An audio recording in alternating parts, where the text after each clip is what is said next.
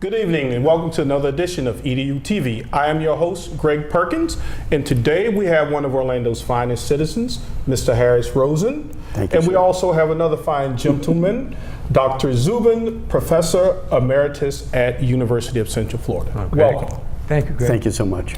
Mr. Rosen, I have a daughter who attends high school here in Orlando, and I ask her, I say, if you were interviewing Mr. Rosen, she wants to be a journalism student, I say, what one question would you want to ask him?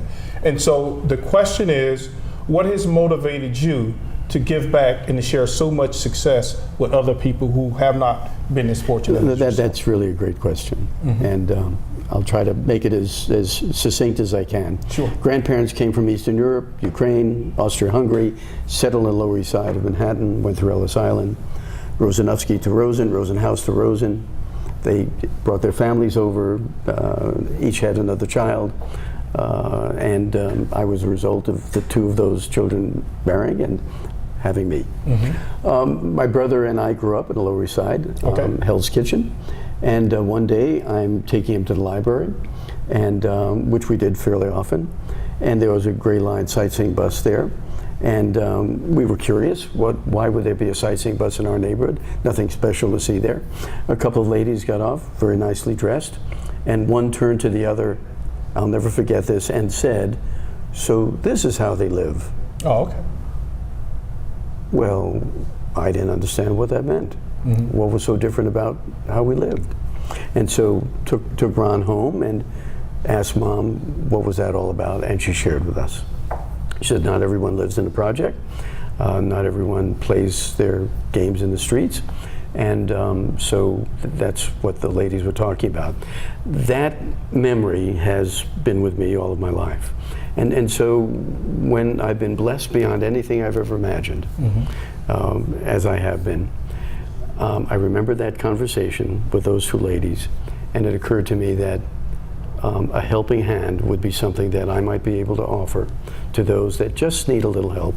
And so that was what motivated me and has motivated me all my life, not to forget those that need a helping hand. And so that's what I'm inclined to do. That is absolutely awesome. What a wonderful story. Tell me a little about the Paramore Project. Of course, before I came on, I read in the thing that you're doing with the pre-K and also the scholarship. So tell me about how you got involved with that. Well, first about probably around 21 years ago, we decided that it was really time to give back in a significant way. And education was something that my parents emphasized, and my brother and I were the first in our families to go to college. And I thought that, gee whiz, if I could help those who want to go to college, wouldn't that be a wonderful an initiative for me to be involved with?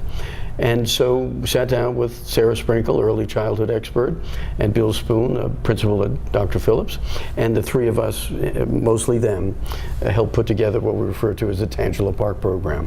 That actually came before the Paramore Program we're going to be working on. And so that program, very simplistically, is every 2-, 3-, and 4-year-old free preschool. And work with the moms and the dads, work with the kids, make sure that they're motivated and enthusiastic about learning. And then those that are accepted, graduated from high school, accepted to technical school, community college, or 4-year public college in Florida, everything is paid for. And so that's a wonderful little program. And the result of that is, and Chuck could give you all of the data, but the result has been that the neighborhood has really been, I think it's fair to say, transformed in a very positive way. Yeah, and I actually got ahead of myself when I said Paramore, I meant Tangelo Park. So Dr. Dziban, can you share some of the results that has taken place as a result of the Tangelo Park program and what's happened with those kids, college attendance rates, high school graduation rates? I'd be happy to, Greg. I think it's very important that you understand that Tangelo is well over 2 decades now. We have historically said, when will it end? And Mr. Rosen has said in perpetuity. However, we are now abandoning in perpetuity. Tangelo Park will continue until it is no longer needed, until the community itself can sustain the idea of what's happened in Tangelo. You understand again clearly what Mr. Rosen and Rosen Foundation have provided. Early childhood education beginning at 2 years old, okay? Counseling all the way through public school, well, finding a college, parent leadership training in the community. And excuse me, great help from University of Central Florida. Through the University of Central Florida. And we'll talk a little bit about university role in that kind of thing, and the scholarship program, and many, many other things associated with this. This is a wonderful community. This community, in a sense, wanted to take itself back. The citizens are wonderful and committed to their children. 20 years, when those things have been offered, okay, this is what's happened. The children who attend the 2-year-old program, the preschool program, do exceedingly well in school. In fact, we just had a board meeting with Cornell students who do their service learning in Tangelo, and there were 2 graduates there who had attended the 2-year-old program, had gone all the way through and graduated from college and came back. That is just amazing, and there are many of those, okay? So that's true, that has happened. There have been side effects of the program, never expected. Crime rate is down 63% in Tangelo. Crime rates in the country are down, but nothing like that. And they've sustained that. You know, in fact, I believe the sheriff said that Tangelo is now an oasis with respect to crime. Okay, that's happened. The children who go Dr. Phillips High School graduate at a rate of almost 100%. Okay, almost every child in Tangelo graduates from high school. That is phenomenal. That was not the case 20 years ago. That was not even close to the case. Okay. Now this is the interesting part of it. Now children can choose to go to the military. They can choose to go to community college. They can choose to go vocational school. They can go to a 4-year college, paid for. Okay. Of those children who choose to go to a 4-year college, 77% graduate. That's higher than almost any demographic in the country. These things have continued. They're sustained. It is nothing short than phenomenal. Now, Mr. Rosen, Dr. Dziban, in a day and age when there seems to be so much emphasis on material wealth, and with this program that you all have created, this is a model for success. And it would seem to me that other areas similar that may have had similar problems, how do we get them to come and take a look at what you have done so that model can be replicated in other places to eliminate a lot of the achievement and income gap that you see? So I think the simplistic answer would be that's a $64,000 question. Yes. How do we do that? And we've tried. First, we were told, well, you need data. And Chuck and Marcelo at UCF have done a brilliant job in assembling data, statistics. We had Lance Lochner, a professor then at University of Chicago. I want to know from a business perspective, is there a return on investment? Okay. I mean, if you give X, does society receive a return on that? And so he did a wonderful job for us, and ultimately he said, I've never seen data like this before, but for every dollar that you've invested, Harris, society gets back $7. That's unheard of. Right. And so it is extraordinarily successful from that perspective. Also, what you're doing, if you want to look at it selfishly as a business person and say, well, you know, I'm not terribly philanthropic, but so you appeal to their other business sense and you say, look, what you're doing essentially is growing a larger customer base for yourself. Because these youngsters are going to graduate from high school, earn another $500,000 a year, graduate from college, earn another $1 million over their lifetime, I should say, and they're going to be able to spend money in your retail outlet and in your whatever facility you might have. And so think of it that way. And we've spoken to dozens and dozens of individuals, some of them amongst the wealthiest in America.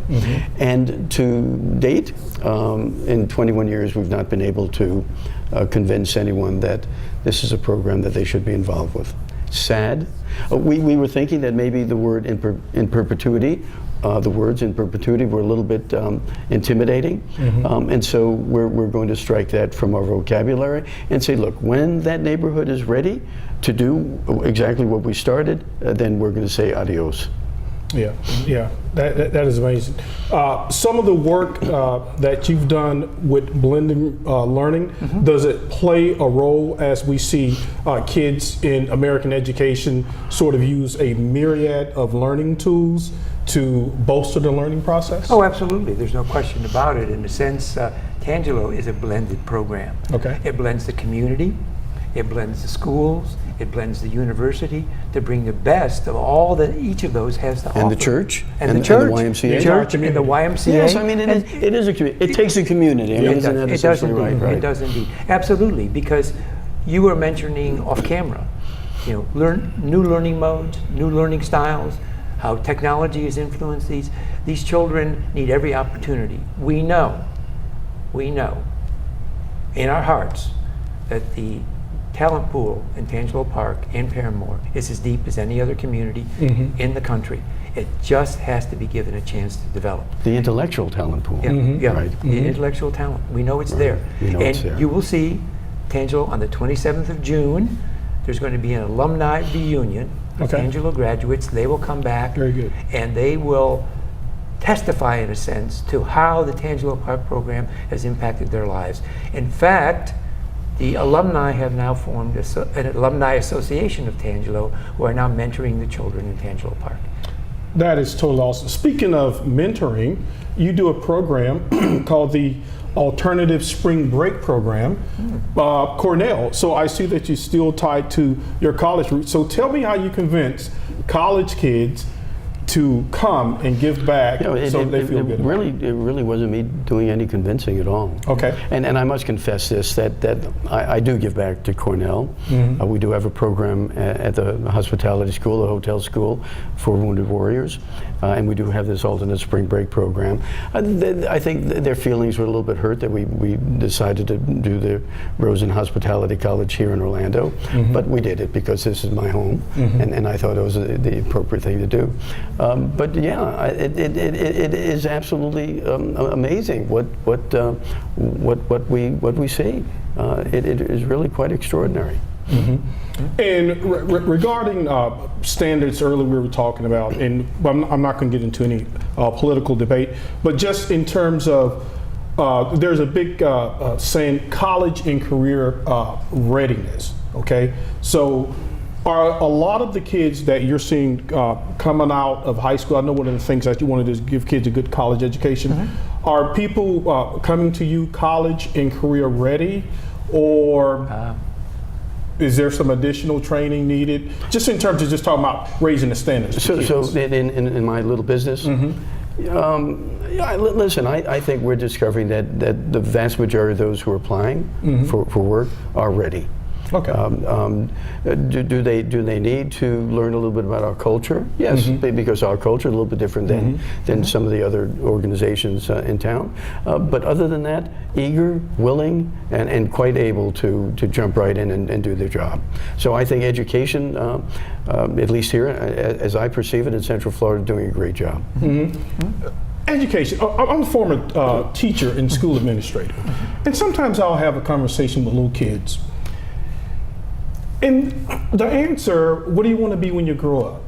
Okay, I still hear, well, excuse me, I want to be an athlete or an entertainer. What can we do to let kids know that there's a link between education and economic success beyond the stuff that they see on TV that influences them so Well, much? I think you can go back to Tangelo and look at an important component of it. There's a counselor at Dr. Phillips High School who works with these children on a daily basis. One is expecting excellence. Okay. We expect excellence of our students. We expect nothing but the very best in Tangelo. Secondly, what it is you have to make reasonable, conscious decisions and choices. If you want to be an astronaut, then you need to take science and math. This is very important in the process. Our children do not think magically. They do not think I'm going to be a basketball player or I'm going to be, they think about their career and their life long term. And I think a really good example of that we didn't mention about Tangelo is, historically, Tangelo provided the majority of its funds for the college scholarship program. That has changed. Okay. That has changed because the students in Tangelo now are getting their own scholarship, and Mr. Rosen's scholarship program has become essentially a safety net. They're getting scholarships for athletics, for academics, for all kinds of things, and they, in a sense, do not have to rely solely on the Rosen scholarship any longer. And that's a function of good counseling, good teaching, and this expectation of excellence. Educational standards, Mr. Rosen, in terms of the achievement gap, because it seems that what you guys are doing, you've closed that achievement gap. So when you started the whole Tangelo Park project, because you're in hospitality, right. So what made you want to choose education as a societal thing to invest in? Look, it was something that my mom and dad emphasized. They kept saying, if you and your brother want to get out of the neighborhood, the way out is through education. So we did well in high school and went to college and worked hard in college. And so that kind of memory has been with me for all of my life. Education, education, education. It's not necessarily income inequality. No. I think it's educational inequality. And so if you want to level the playing field, okay, it seems to me that what you do is you emphasize education and make sure that every youngster, I know this sounds a little bit presumptuous, but every youngster who wants to go to college, is qualified to go to college, who wants to go and is qualified, has that opportunity. If we did that in the United States of America, we wouldn't recognize ourselves. Could you imagine if every underserved community in America had a Tangelo Park program, how America would change? We'd have to close prisons, right? Yeah, I just don't understand why it's not being replicated, which is one of the frustrating things. Neither do we. In education, because you're a researcher. Absolutely. And I don't understand how in education that we don't replicate more of these programs that work. What can we get? Because if you look at President Obama's My Brother's Keepers initiative, well, they're asking, well, we want programs out there, and I don't understand why your program has not been featured. And maybe it has, but I'm just saying, hey guys, I'll raise my hand. I can show you one right here in Orlando. So how can we get educators to take a better look at the data that is showing success? Well, this is a very interesting question, Greg. How about they don't want data? We've heard this time and time and time again from the beginning of Tangelo, because at Harris's behest, we didn't do a lot with Tangelo until we knew what was happening. Then as we began to encounter all kinds of success, we're saying, well, maybe we better get some data. And we began collecting the data, and the narrative went something like this: I need more data, I need more data, I need more data. So we have data on college graduation, crime rates, high school graduation rates, achievement in school, parent leadership, return on investment 7 to 1. How much data do you want? Exactly. What else can we give you? So we have come to understand that when people say more data, it's a euphemism for we don't want to do this. Because if my thinking on this is many of these programs are these sort of superficial, broad-based programs that last for 1 or 2 years. If we change our thinking, instead of doing that, what Mr. Rosen just said, instead of doing that, these wide-based programs clearly don't work, and we move on to the next one. Let's do it like he said. Let's do one community at a time. He'll talk about the numbers in terms of what he spent. It's a bargain. Tangelo Park is a bargain, and Paramore will be a bargain as well. And then the interesting thing is that we're not asking for funding from the public sector.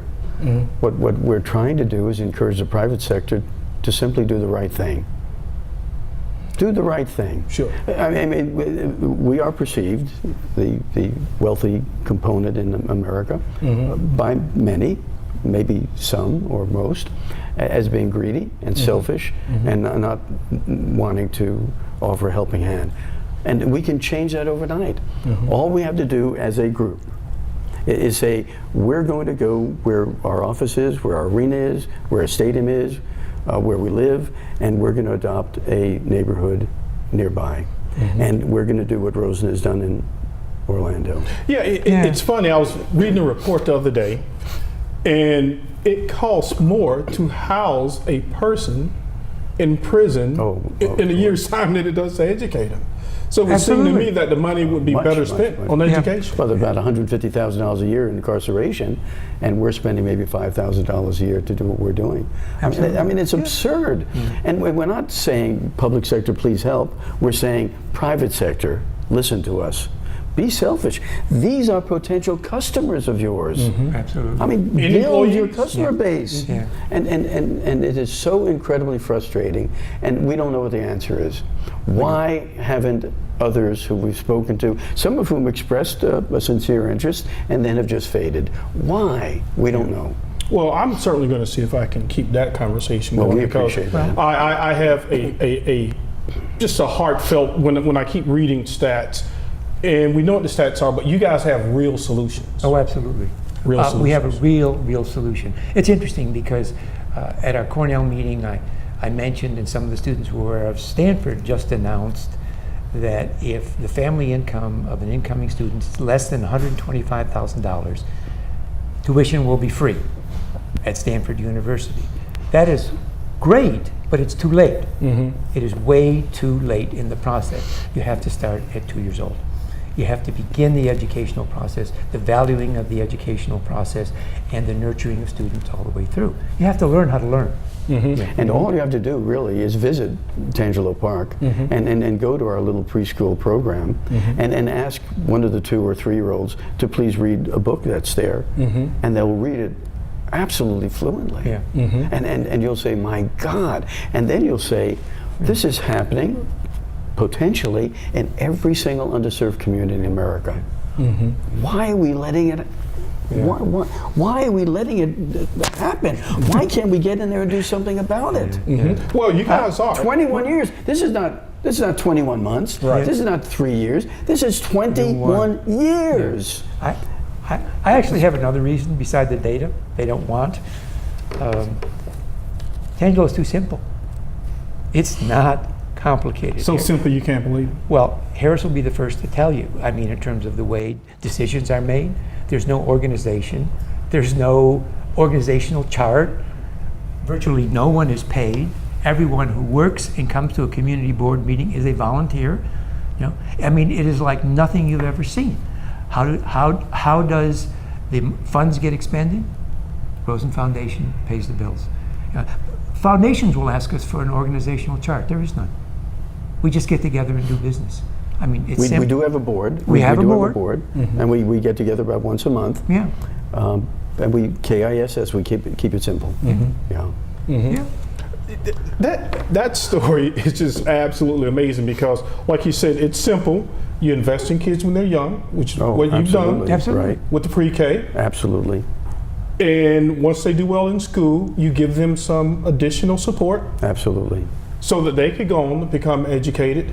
And some of those kids, I would imagine, there's a generational change in terms of maybe being the first kid to go to college. Absolutely. And that must really excite you when you see Look, that. what really excites me, we have a graduation every year. The 2 and 3 year olds graduate from preschool on their way to kindergarten. I try to get to every one of them. Moms and dads are there, grandma and grandpa are there. It's either in the church or in the library. And everyone is at caps and gowns. And my job is to turn the little tassel. Oh, That's awesome. right. These little guys. And I say every year the same thing. Moms and dads, grandmas, grandpas, get used to it. Get used to what? Get used to graduations. Because these youngsters graduate from middle school, from high school, and from college, and get their master's and doctorate. It's going to happen. Guiding principle. Okay, one of the things that I was taught growing up in rural Florida was to never quit. No matter what, you never quit. What is your guiding principle? What keeps you going with wanting to do good and to improve things and to improve the quality of life to people through education? Well, I'm going to answer it in a very simple way. Growing up, my brother and I were taught to always try to do the right thing. And so that's what we try to do. We always try to do the right thing.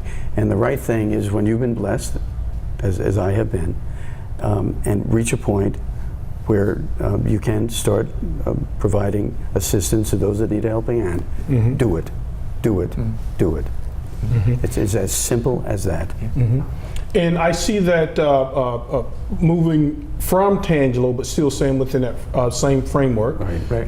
You're going to take the model and replicated Right. in Paramore. Paramore. Tell me about that partnership. I think it's what, UCF, Yes. Boys Club, OCPS. Tell me about that. Well, you want to tell about your Well, frustrations? Well, look. We were waiting for someone to say, okay, we'll do this in Baltimore, or Okay. we'll do it Yeah. in Chicago, Oh, okay. or we'll do it in the Lower East Side. Okay. And it didn't happen. So we kept asking the Cornell youngsters, is this replicable? I mean, can we replicate this program? And there was some hemming and hawing. Well, this is kind of a rural environment, Tangelo. We're not so sure that in an urbanized city environment this will work. So I said to myself, you know, if it happens, if we are presented with an opportunity to replicate this program in an urban setting, we're going to jump on it. Now, it turns out Paramore is about 6 times the size as Tangelo in terms of 2-3-year-olds, in terms of high school graduates. But you know what? We're going to do it. And we're going to demonstrate to the world that we can do it in a small rural community, and we can also do it in an urban area. And once we prove that, there are no excuses. No one can say, well, Tangelo is small. Special. You only got about 70 kids in preschool and maybe 75 in college. Now we're going to say we've got 200 or 300 in college, and we've got about 200 to 300 in preschool, and it works, and it has changed, transformed the neighborhood. That's what we have to do, Right. and that's why we're doing it again. It will be Tangelo at scale. Very good. That's exactly It right. seems that you all have inspired the rest of the players to come on board. There are a lot of great things happening here in education, here in Central Florida. Absolutely. The downtown campus with UCF and the support. So you want Absolutely. to expound on that? My university has supported Mr. Rosen and his efforts in Tangelo as long as we've been involved. It changes the role of the university. We are convinced that Paramore will be as or more successful than Tangelo. Well, gentlemen, it has certainly been a pleasure, and we have to do it again sometimes. Thank you so Thank you, much, sir. Thank you for having And us, thank Greg. you, We sir. appreciate it. Thanks a And lot. thank you for joining us again on EduTV. Good night.